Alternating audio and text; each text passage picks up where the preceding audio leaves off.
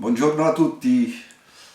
Je suis assez étonné de me retrouver ici à vous refaire une deuxième vidéo. C'est suite à ma première, donc le coup de gueule que j'ai eu. De ça, j'ai été étonné car j'ai eu beaucoup de soutien de nos frères africains. Donc, en même temps, je salue les gens du Zaïre qui m'ont écrit, de la Côte d'Ivoire, du Burkina Faso, le pays de l'homme intègre, et aussi beaucoup de messages des Européens.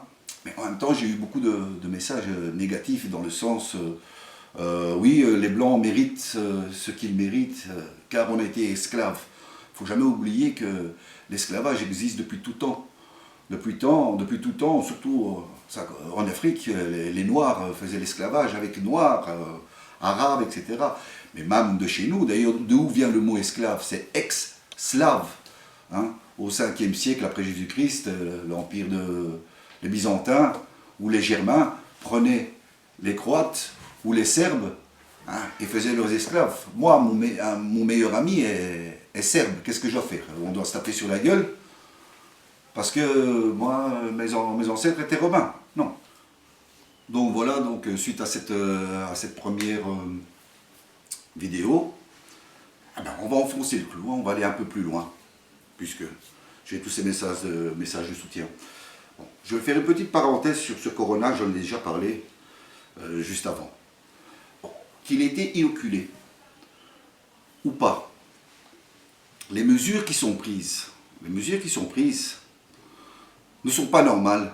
Parce que déjà, en France par exemple, hein, beaucoup de gens vivent dans la rue. Mais beaucoup, énormément de gens sont des SDF. Il n'y a rien pour eux. Normalement, s'il y avait tout ce corona, etc., ils devraient tomber tous comme des mouches.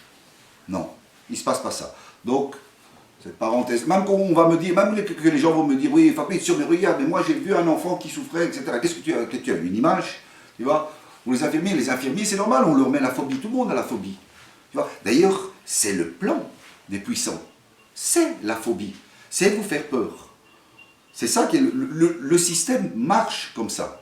Et puis, ils avancent toujours voilés. À chaque fois qu'ils doivent avancer, faire un pas en plus, devant, il y a un énorme voile qui se met pour que le peuple ne voit pas. Bon, un exemple, je vais donner. Pour la Révolution française, il fallait retirer les rois. Parce que les rois, qu'est-ce qu'ils mettent? Ils ont justement les droits régaliens, c'est le peuple. On ne peut pas spéculer sur le pain, normalement, on ne peut pas spéculer sur le grain. Et ce qui s'est passé, les marchands de l'époque, avec le roi, je ne sais pas qu'ils ont fait, ils lui ont fait la danse du ventre, etc. Ils lui ont fait signer un décret, quelques années avant, comme quoi on pouvait spéculer sur le grain, etc. Qu'est-ce qu'ils ont fait aussi? Eh bien, c'est simple. Ils ont arrêté l'arrivée de grains à Paris. Alors, qu'est-ce qui s'est passé? Le peu de grains qui rentrait à Paris, il a coûté cher. Et de plus en plus, et de plus en plus. Une année a passé, 2 ans, 3 ans, les gens crevaient de faim. C'est la faute du roi. On est arrivé, on coupe la tête au roi, et on met un nouveau régime en place. Ils ont fait la même chose, les bolcheviks, pour les tsars. Hein. Faut pas croire. Puis, de là, on doit avancer encore. Et on arrive justement à ces systèmes bancaires. N'oubliez pas qu'il y a eu 2 guerres mondiales, et juste avant ces guerres mondiales, la première guerre mondiale, il y a eu en 1907 le crash boursier, dont l'Angleterre en a bien profité. À la fin, on s'est tous mis sur la gueule. Nous, les Européens, on s'est mis sur la gueule. À la 2e guerre mondiale, c'est la Banque d'Autriche qui est tombée. Fallimento total. Qu'est-ce qui s'est passé? On s'est tous mis sur la gueule. On ne veut plus se mettre sur la gueule. On ne veut plus. Donc aujourd'hui, ils ont inventé, par exemple, le choc des civilisations. Donc, comme nous, on ne veut plus se mettre sur la gueule, eh ben, on va se mettre sur la gueule avec les musulmans. Voilà leur système. Puis il y a beaucoup de gens qui me disent, Fabrizio, le problème c'est la monnaie, il faut éliminer la monnaie. Mais la monnaie, elle a toujours existé de tout temps. Pas seulement en or. On allait de tous les côtés dans le monde. Par exemple, les Indiens d'Amérique, ils payaient en pierre de jade. Le système romain, déjà, comment ils étaient payés, les légionnaires romains? Ils étaient payés en sel. On leur donnait une bourse de sel, hein, pour qu'ils puissent avoir des sels minéraux dans leur nourriture quand ils étaient partis en légion. Et c'est de là que vient le mot salaire. Donc on vous payait en sel. Mais le problème est la spéculation qu'il y a eu sur la monnaie. Parce qu'à l'époque, il y avait les Phéniciens qui étaient là dans l'Empire. Et c'est leur, justement, c'est leur spécialité. Ils avaient des bons avec des chiffres, donc une table avec des chiffres, et ils faisaient l'échange des monnaies de l'Empire, les monnaies différentes. Et quand on se sentait lésé par un banquier, à l'époque, on appelait un commissaire romain qui venait avec 2 légionnaires, on constatait si c'était vrai, et le légionnaire prenait son épée et cassait le banc. Banca rota. Mais ce qu'il y avait, c'est que le banquier ne pouvait plus exercer son métier. Il ne pouvait plus exercer son métier. Aujourd'hui, les banquiers, ils font banqueroute et ils continuent. Ils continuent. Regardez, ils ont sorti maintenant avec le MES, donc le mécanisme européen de stabilité, de sauvetage des banques, c'est la stessa cosa, la même la stessa cosa. Sauvetage des banques, ils ont sorti du chapeau l'article 35 qui dit sur les 3 pouvoirs législatifs, exécutifs et judiciaires, on ne peut pas les juger ces gens.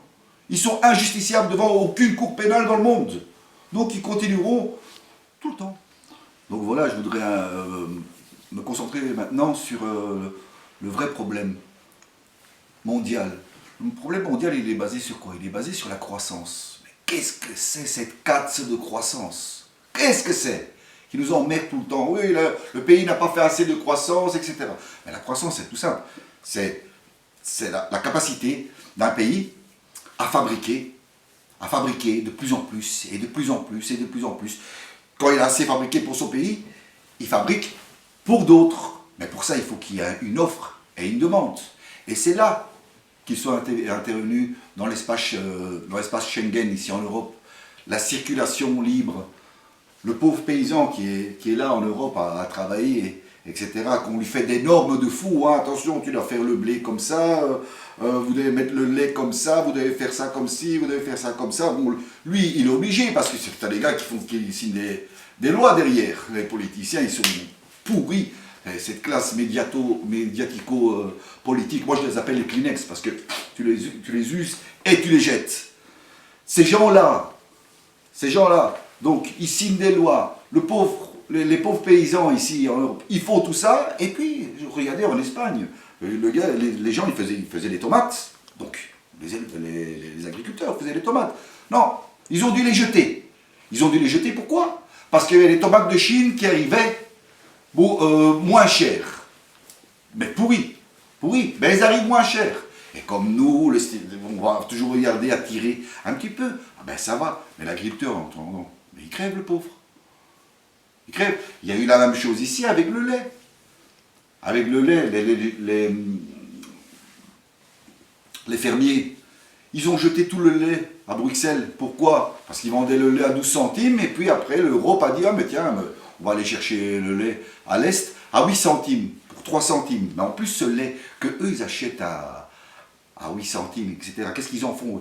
De 1 litre, ils en font 10. Donc déjà, c'est du lait de merde qu'on te vend à 60 centimes. Alors, autant, moi je dis, le système qu'on devrait faire, il faudrait se réapproprier les campagnes. Il faudrait se réapproprier, refaire fonctionner le petit. Là, oui, là, ça serait quelque chose. Ça serait de faire une alliance, tous s'entendre pour dire, oh, vous allez là. Parce que leur système à eux, c'est nous nourrir. On est nourris par eux. Ils nous nourrissent. Regardez, c'est pas normal. C'est pas normal. Donc, pour faire aujourd'hui, tu veux manger un morceau de viande, 6 saucisses. 6 saucisses, hein. Quand tu vas dans les grandes surfaces, 6 saucisses, ça coûte moins cher que 2 aubergines. Il faut, pour un bœuf adulte, pour 1 kilo de bœuf, il faut 30 000 litres d'eau. 30 000 litres d'eau. Imaginez un bœuf de 500 kilos, combien d'eau il faut? Combien d'agriculture? Parce que l'agriculture, il y a quelque chose qui n'est pas normal dans ce système. Toute l'agriculture qu'on fait, les 70% sont donnés pour nourrir des animaux qu'à la fin, nous mangeons. Ces animaux. On mange énormément de viande. Je pense qu'il faudra même changer de système nutritionnel.